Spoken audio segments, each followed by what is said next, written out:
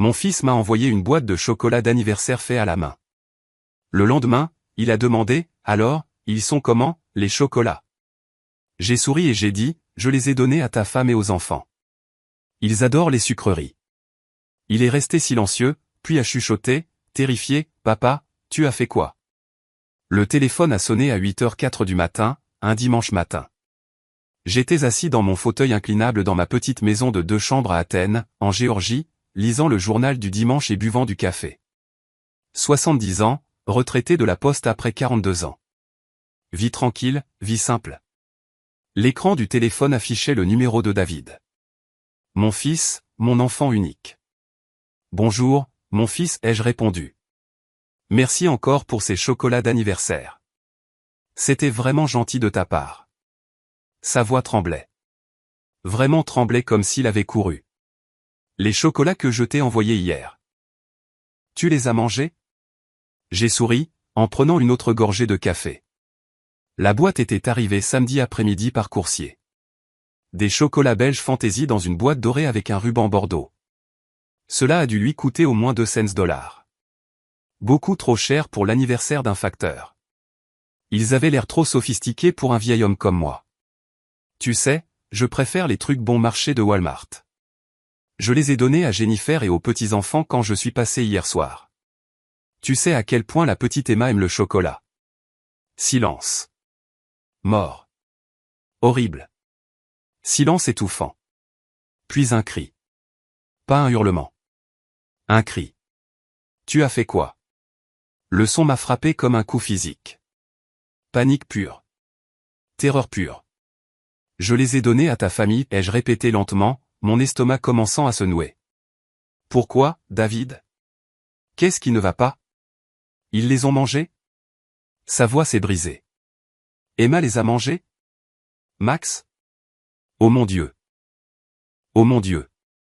Ils les ont mangés? Je ne sais pas. J'ai déposé la boîte vers 19h hier soir. Jennifer a dit qu'elle les garderait pour après que les enfants aient fini de dîner. David, qu'est-ce que? Il a raccroché. Simplement déconnecté. Aucune explication. Pas d'au revoir. La tonalité retentissait dans mon oreille. Mes mains ont commencé à trembler. J'ai posé ma tasse de café. Elle a claqué contre la soucoupe.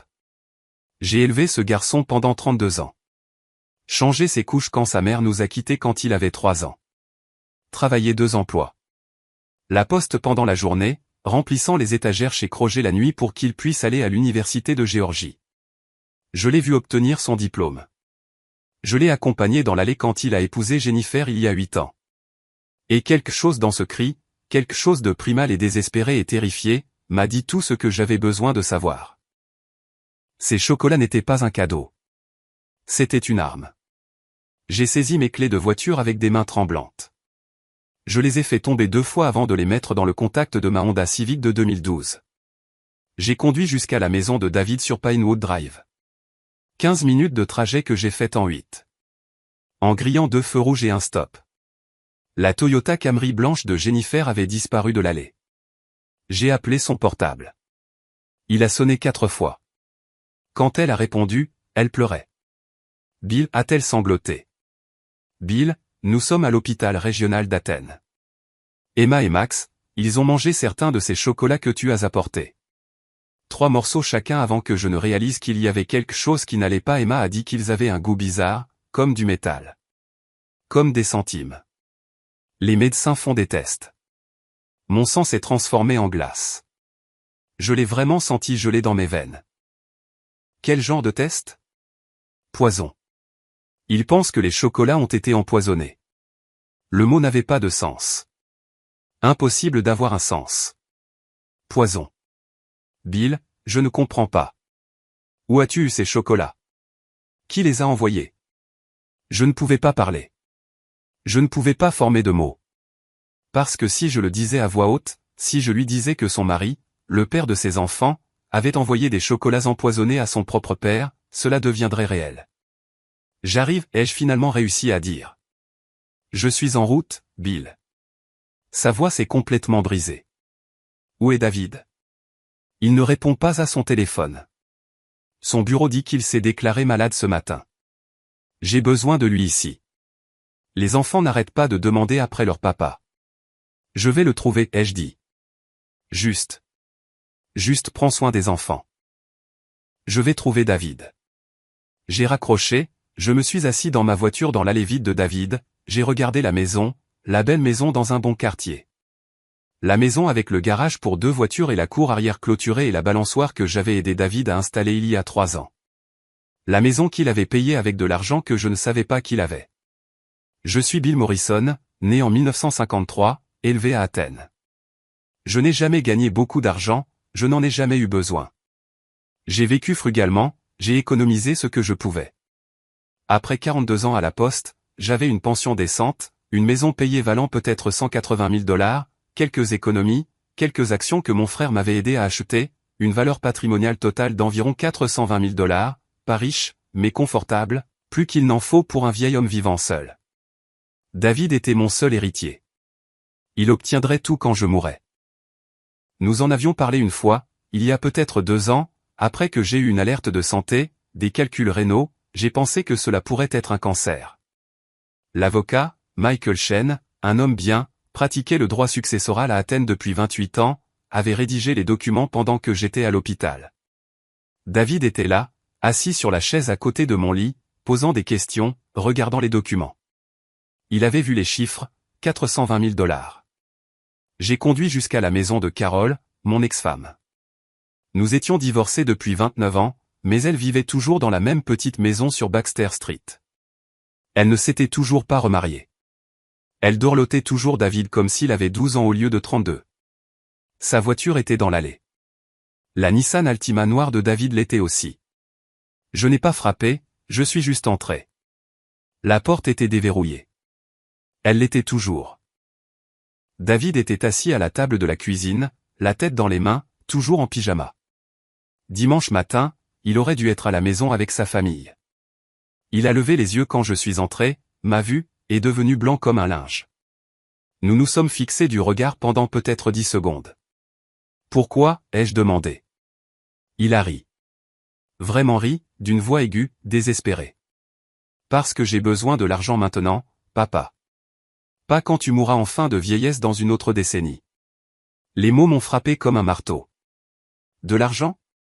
Ton héritage? $420 000. J'ai vu les papiers quand tu étais à l'hôpital avec ces calculs rénaux. L'avocat les a laissés sur la table à côté de ton lit. Il s'est levé et je pouvais le voir maintenant. Le désespoir dans ses yeux. La folie. Je me noie, papa. Je me noie putain. Tu te noies dans quoi? Des dettes de jeu, du poker en ligne, des paris sportifs. Je le fais depuis 3 ans. J'ai perdu un demi-million de dollars. Les usuriers. Ce ne sont pas le genre de gars qui négocient, papa. Ils veulent leur argent. Ils sont venus à la maison. Ils ont menacé Jennifer. Ils ont menacé les enfants. Mon estomac s'est noué. Tu ne m'as rien dit. Tu n'as rien demandé. Demander quoi? Ton petit pécule. Cela ne ferait même pas une brèche. Il hurlait maintenant. Arpentant la pièce. J'ai hypothéqué la maison sans que Jennifer le sache. J'ai pris des cartes de crédit à son nom, j'ai emprunté à ses parents. Je n'ai plus d'option, alors tu as essayé de m'assassiner. Il a cessé de faire les 100 pas, m'a regardé, et pendant un moment, juste un moment, j'ai vu quelque chose dans ses yeux. De la honte, du regret. Puis c'était parti. Cela aurait été rapide, a-t-il crié. Sans douleur. Tu as 70 ans. De quoi as-tu besoin de $400 000? Pour rester assis dans cette petite maison de merde et regarder la télé? J'en ai besoin maintenant. J'ai une famille à protéger. Tu as presque tué tes enfants. Son visage s'est tordu. C'est de ta faute. Il a frappé du poing sur la table. Une tasse à café a sauté. Tu étais censé les manger, pas les partager comme un putain de saint. Tu ne manges jamais de cadeaux. Tu dis toujours qu'ils sont trop sophistiqués. J'ai planifié ça pendant des semaines.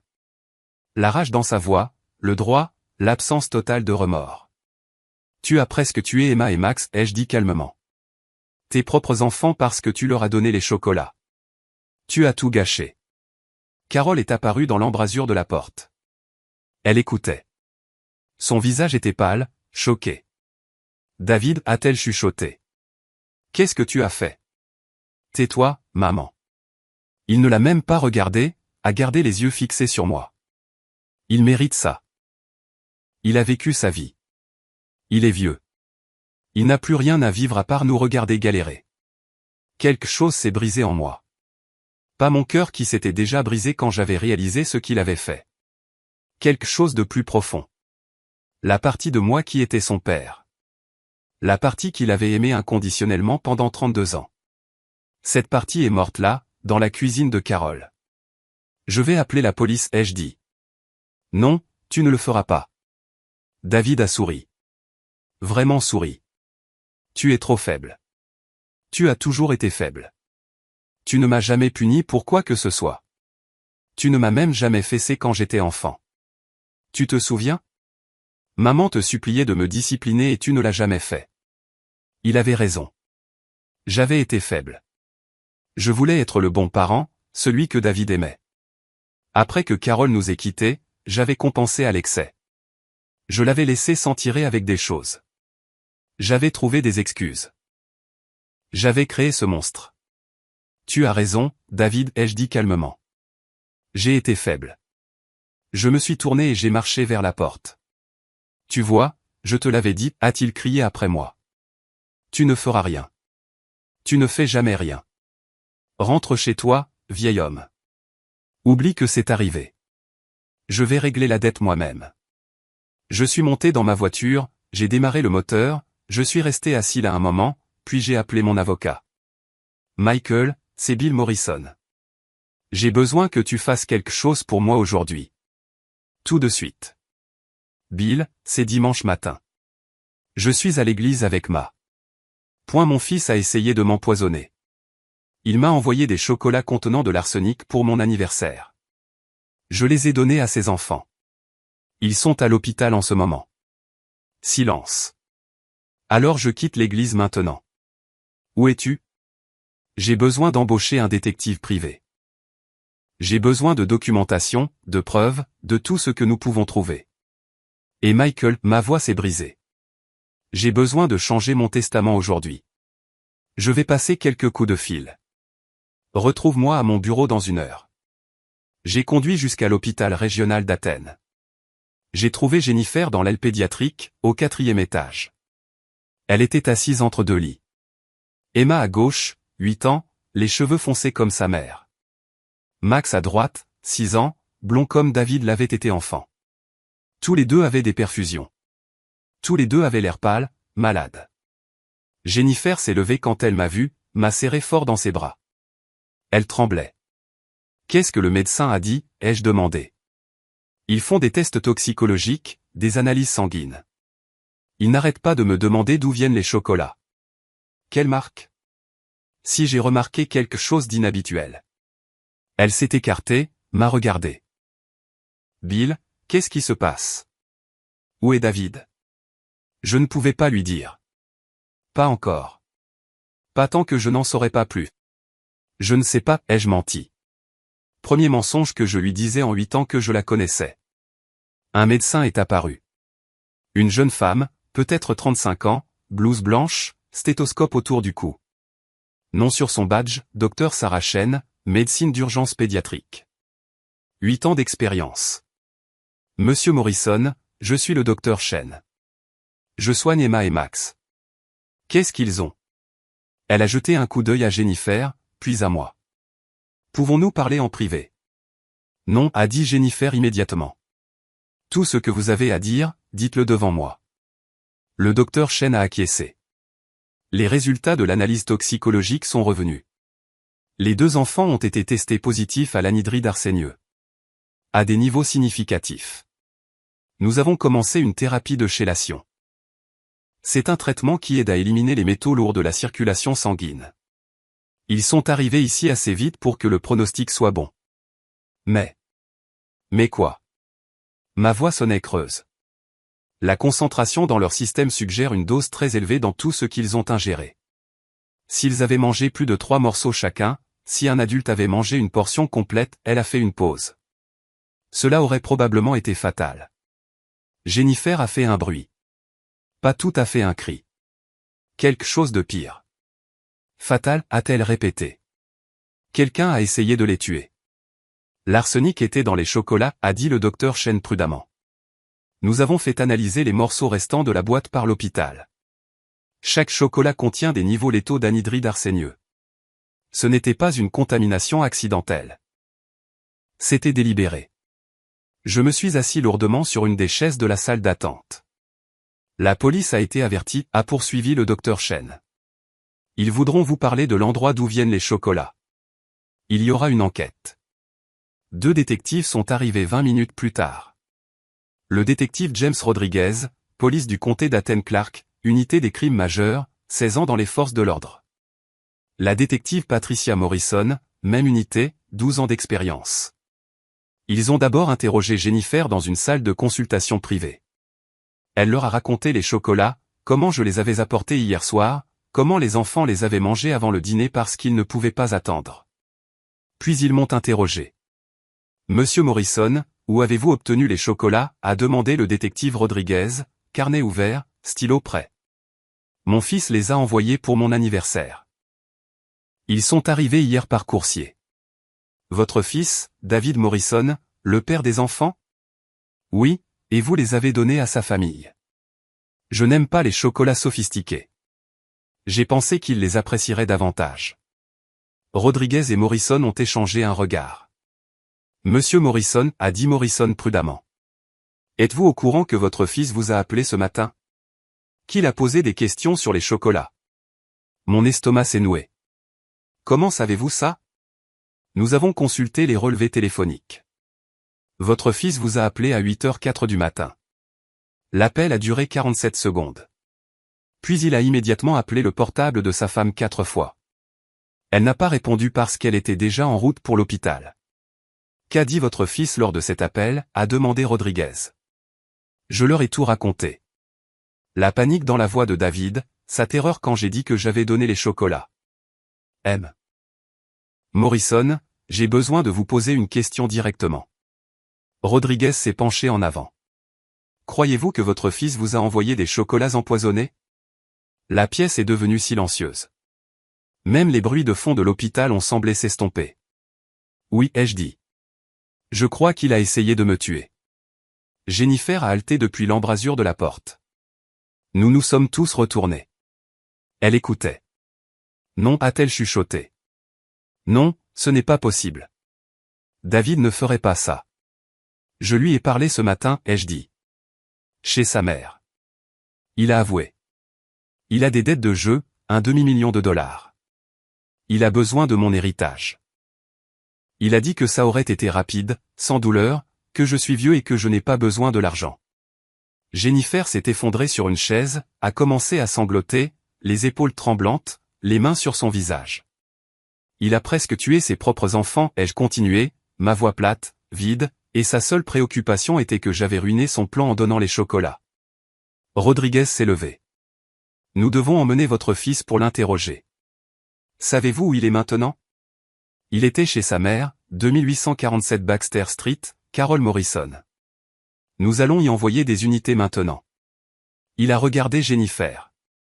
Madame Morrison, je sais que c'est difficile, mais nous aurons besoin que vous veniez au poste pour faire une déposition officielle.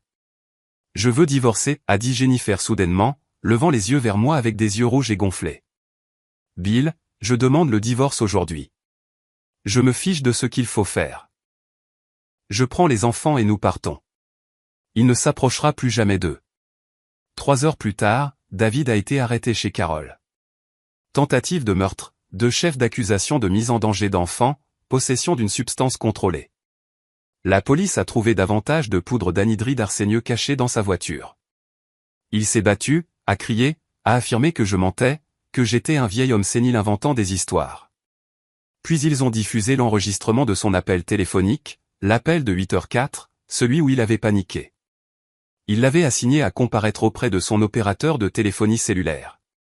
Son avocat, un jeune homme commis d'office fraîchement sorti de la faculté de droit, lui a dit d'arrêter de parler, mais David n'a pas pu s'en empêcher.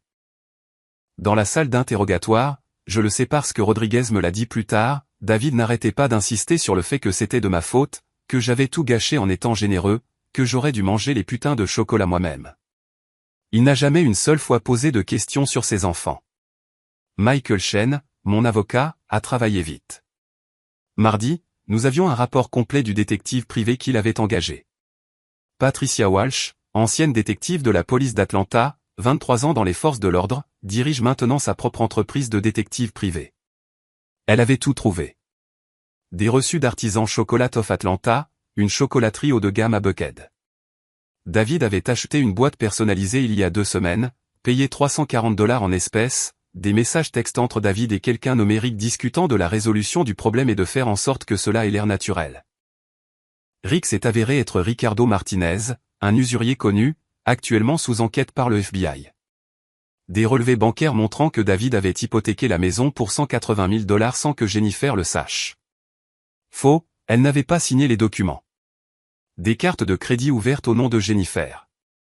$47 000 de dettes dont elle ne savait rien. Des comptes de jeux en ligne montrant des pertes de $523 000 sur 3 ans. Il a mené une double vie, a dit Michael, étalant les documents sur sa table de conférence. Des comptes secrets, des dettes secrètes, des associations criminelles, et quand tout s'est effondré, il a décidé que vous étiez la solution. C'est mon fils, ai-je dit. Les mots semblaient vides. Il a cessé d'être votre fils quand il a mis de l'arsenic dans du chocolat et a essayé de vous tuer. La mise en accusation a eu lieu vendredi. David a plaidé non coupable. Son avocat a plaidé le piégeage, la coercition, l'incompétence mentale. Le procureur, la procureure adjointe Jennifer Walsh, sans lien de parenté avec le détective privé, 18 ans à poursuivre les crimes majeurs en Géorgie, a présenté les preuves, les enregistrements téléphoniques, le reçu du chocolat, les messages textes, la poudre d'arsenic dans sa voiture. Le juge, Marcus Chen, cour supérieure, 26 ans sur le banc, a fixé la caution à $500 000. David n'a pas pu la payer. Il est resté à la prison du comté de Clark en attendant son procès. Jennifer a demandé le divorce lundi. Garde d'urgence des enfants, ordonnance restrictive interdisant à David tout contact. Elle a emménagé avec les enfants chez ses parents à Watkinsville. A changé son numéro de téléphone. A changé les serrures. A dit aux enfants que leur papa était malade et qu'il se faisait soigner. Emma m'a demandé une fois, « Papa Bill, est-ce que papa va aller en prison ?» Oui, ma chérie. Parce qu'il nous a fait du mal. Parce qu'il a fait de très mauvais choix. Je ne veux plus le voir. Tu n'es pas obligé. 3 semaines après l'empoisonnement, tout était prêt. Michael avait rédigé de nouveaux documents successoraux. Le détective privé avait compilé un rapport complet. Le procureur avait monté son dossier. David m'avait appelé de prison. Des appels en PCV 10, 15 fois par jour. Je n'ai jamais répondu. Je les ai tous laissés aller à la messagerie vocale. Les messages ont commencé par des excuses, « Papa, je suis tellement désolé. Je ne pensais pas clairement. S'il te plaît, aide-moi.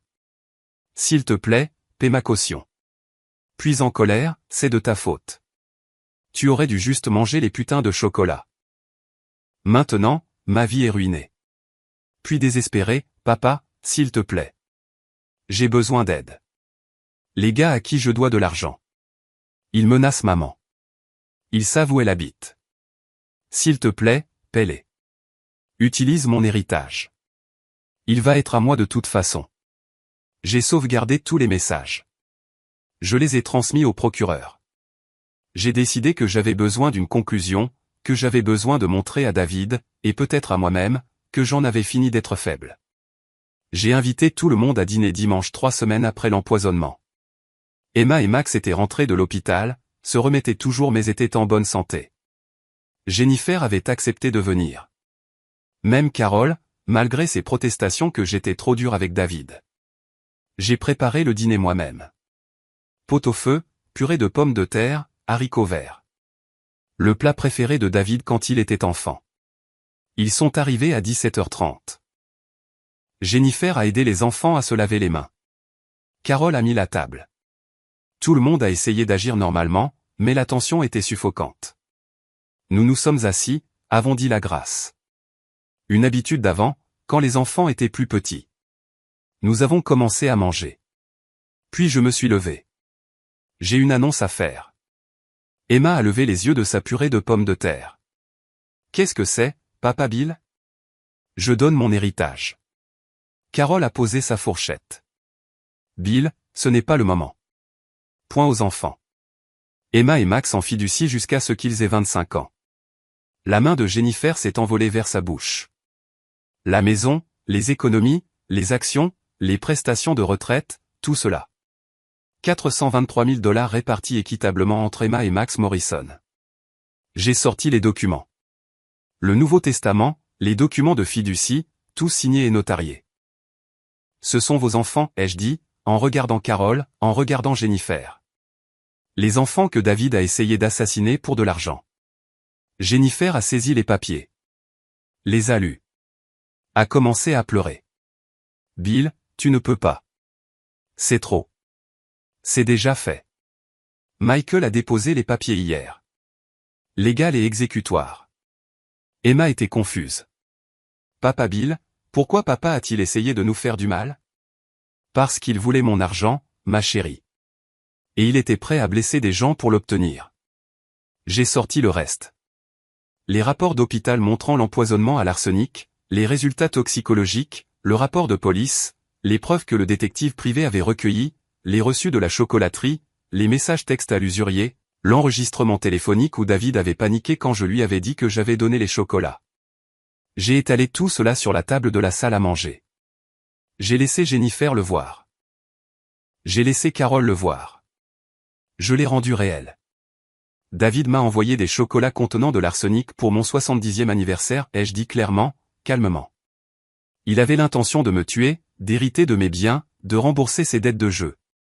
Quand j'ai donné ces chocolats à ses enfants à la place, il ne s'est pas précipité à l'hôpital pour les sauver. Il est allé se cacher chez sa mère. Et quand je l'ai confronté, il m'a blâmé d'avoir ruiné son plan. Jennifer sanglotait. Des sanglots qui secouaient tout son corps. Emma et Max avaient l'air terrifiés. Carole secouait la tête. Il reste ton fils, Bill. Il a fait une erreur. Il a besoin d'aide, pas. Point il a besoin de prison, ai-je interrompu. Il a tenté de commettre un meurtre. Il est un danger pour tous ceux qui l'entourent. Tu ne peux pas lui faire ça. C'est de la famille. Non, ai-je dit. Il a cessé d'être de la famille le jour où il a choisi 400 000 $ plutôt que la vie de ses enfants. La sonnette a retenti. J'avais appelé le détective Rodriguez ce matin-là. Je lui avais dit que j'avais d'autres preuves. Je lui avais parlé des messages vocaux. Je lui avais demandé de passer à 18 h. J'ai ouvert la porte. Rodriguez était là avec la détective Morrison. 2 agents en uniforme derrière eux. Monsieur Morrison, a dit Rodriguez. Nous avons quelques questions de suivi concernant l'affaire de votre fils. Entrez, s'il vous plaît. J'ai des gens ici qui ont besoin d'entendre ça. Ils sont entrés dans la salle à manger. Jennifer s'est levée. Carole est devenue pâle. Madame David Morrison, Rodriguez s'est adressée à Jennifer. Nous voulons vous informer que des accusations supplémentaires sont portées contre votre mari. Sur la base des preuves recueillies lors de ces appels de prison et de l'enquête en cours, nous ajoutons association de malfaiteurs et subornation de témoins. Il a téléphoné à des associés connus pour tenter d'intimider les témoins. Il m'a appelé, a dit Jennifer tranquillement. Il y a 3 jours depuis la prison, il m'a dit que si je témoignais contre lui, je le regretterais. Je l'ai enregistré. Nous aurons besoin de cet enregistrement. Elle a sorti son téléphone, l'a diffusé. La voix de David, froide et menaçante, disant à sa femme de se souvenir de ce qui arrivait au rat, lui disant que les usuriers savaient où vivaient ses parents. Les enfants ont entendu la voix de leur père. Max a commencé à pleurer. Emma a serré sa mère dans ses bras. Sur la base de cet enregistrement et des preuves existantes, a poursuivi Rodriguez, le procureur est prêt à demander la peine maximale. 25 ans pour tentative de meurtre, une peine supplémentaire pour les chefs d'accusation de mise en danger d'enfants, le complot, la subornation de témoins. Carole a fait un bruit comme si elle avait été frappée. C'est insensé. Vous détruisez sa vie. Madame, votre fils a détruit sa propre vie quand il a mis du poison dans du chocolat et l'a envoyé à son père, a dit Rodriguez fermement. Notre enquête montre une préméditation claire, une intention claire, un manque de remords clair. La seule raison pour laquelle nous ne l'accusons pas de tentative de meurtre sur ses propres enfants est qu'il ne savait pas qu'il mangerait les chocolats, mais les chefs d'accusation de mise en danger d'enfants sont assez graves. Il s'est tourné vers moi. Monsieur Morrison, le procès est fixé dans 6 semaines. Le procureur aura besoin que vous témoigniez. Êtes-vous prêt à le faire? Oui, ai-je dit. Je vais témoigner. Même s'il est votre fils, il a cessé d'être mon fils le jour où il a essayé de me tuer. 6 semaines plus tard, le procès a duré 4 jours. Le procureur a présenté des preuves accablantes. Le reçu du chocolat, la poudre d'arsenic dans la voiture de David, les messages textes, les enregistrements téléphoniques, mon témoignage, le témoignage de Jennifer, les rapports d'hôpital montrant qu'Emma et Max avaient été empoisonnés. L'avocat de David a tenté de plaider la folie temporaire. A tenté de faire valoir que la dépendance au jeu l'avait rendu désespéré.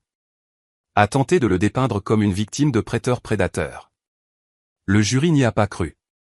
A délibéré pendant 3 heures, coupable de tous les chefs d'accusation. L'audience de détermination de la peine a eu lieu 2 semaines plus tard.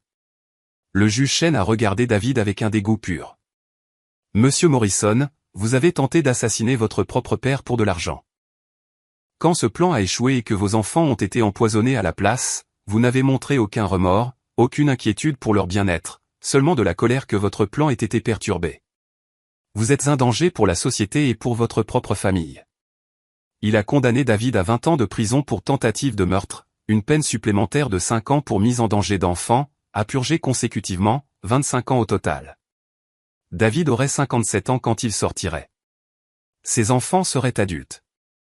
Sa femme serait passée à autre chose. Sa vie serait finie. Alors qu'il l'emmenait menotter, David m'a regardé une dernière fois. J'espère que tu es content, a-t-il dit, la voix plate, vide. Je ne suis pas content, lui ai-je dit. Mais tes enfants sont en sécurité, et ils auront de l'argent pour l'université quand ils auront 25 ans. De l'argent que tu as essayé de voler. C'est ça la justice. Ils m'oublieront probablement. Mais ils se souviendront de ce que tu as fait, et ils ne laisseront plus jamais personne leur faire du mal pour de l'argent. Les gardes l'ont emmené. Je suis sorti de cette salle d'audience avec Jennifer à mes côtés. Elle s'était remariée. Un gars bien, comptable, bon avec les enfants. Emma et Max l'appelaient maintenant papa. M'appelait papa Bill. Nous avons conduit jusqu'à ma maison. La maison où j'ai failli mourir. La maison qui était maintenant en fiducie pour les petits-enfants. J'aurais le droit d'y vivre jusqu'à ma mort. Ensuite, elle appartiendrait à Emma et Max avec tout ce que j'avais économisé pendant 42 ans. Pas grand-chose, comparé à la richesse que certaines personnes avaient, mais assez pour envoyer 2 enfants à l'université. Assez pour leur donner un bon départ dans la vie. Carole m'a appelé ce soir-là. J'espère que tu es satisfait. Ton propre fils va en prison. Mon fils a essayé de me tuer. Puis il a presque tué ses enfants. Il s'est attiré ça sur lui-même. Tu aurais pu lui pardonner. Aurais pu l'aider. Je l'ai aidé pendant 32 ans. J'ai trouvé des excuses. Je lui ai permis de faire ce qu'il voulait. Regarde où cela nous a menés. Il est toujours de ton sang. Le sang ne signifie rien quand il est empoisonné par l'arsenic et la cupidité. J'ai raccroché. J'ai bloqué son numéro. Elle avait choisi David plutôt que la vérité. Qu'elle vive avec ce choix. J'écris ceci 2 ans après l'empoisonnement. Emma a 10 ans maintenant. Max en a 8. Ils s'épanouissent. La thérapie a aidé. Le temps a aidé. L'éloignement de leur père a aidé. Il pose parfois des questions à son sujet. Papa est-il toujours en prison? Oui. Est-ce qu'il sortira un jour? Dans de nombreuses années quand tu seras beaucoup plus vieux. Devrons-nous le voir? Seulement si vous le voulez. Nous ne voulons pas. Alors vous n'aurez pas à le faire. David écrit parfois des lettres. À Jennifer, aux enfants, à moi. Jennifer les jette sans les ouvrir. Elle a obtenu une ordonnance restrictive qui s'étend à la correspondance écrite. Les enfants ne savent pas qu'il écrit. Ils n'ont pas besoin de le savoir. L'argent est placé en fiducie, investissant dans des fonds indiciels. Au moment où Emma aura 25 ans, sa part vaudra peut-être 300 000 $. Assez pour acheter une maison, créer une entreprise, vivre sans dette. Max est à peu près pareil. Ils n'auront jamais à lutter comme j'ai lutté. Ils n'auront jamais à faire 2 boulots pour joindre les 2 bouts. Ils n'auront jamais à choisir entre manger et économiser. C'est ce que la cupidité de David leur a acheté. La liberté. Les gens me demandent si je suis en colère. Si je déteste mon fils. Je ne le déteste pas. La haine exige de l'affection. La colère exige une connexion. David a rompu cette connexion quand il a dissous de l'arsenic dans du chocolat belge et me l'a envoyé par la poste avec une carte d'anniversaire sur laquelle il était écrit « Au meilleur papa du monde ». Il voulait 400 000 $ assez désespérément pour tuer pour les obtenir. Au lieu de cela, ses enfants ont reçu chaque centime, et il a eu 25 ans pour réfléchir à ce qu'il avait perdu. J'appelle ça la justice. Il a dit que j'étais trop faible pour le punir, trop mou pour me défendre, trop pathétique pour riposter. Il avait raison sur qui j'avais été. Mais il a oublié que même les hommes faibles ont des limites. Et quand vous les franchissez, quand vous empoisonnez votre propre père et que vous empoisonnez accidentellement vos propres enfants, la faiblesse devient autre chose, devient force, devient justice. Devient un facteur de 70 ans debout dans une salle d'audience et regardant son fils aller en prison. David voulait mon héritage si désespérément, qu'il était prêt à tuer pour l'obtenir. Maintenant, ses enfants ont tout, et il ne touchera jamais un seul dollar. Le garçon que j'ai élevé est mort le jour où il a choisi l'argent plutôt que la vie de ses enfants. Je suis juste heureux d'avoir vécu assez longtemps pour m'assurer que tout le monde le sache.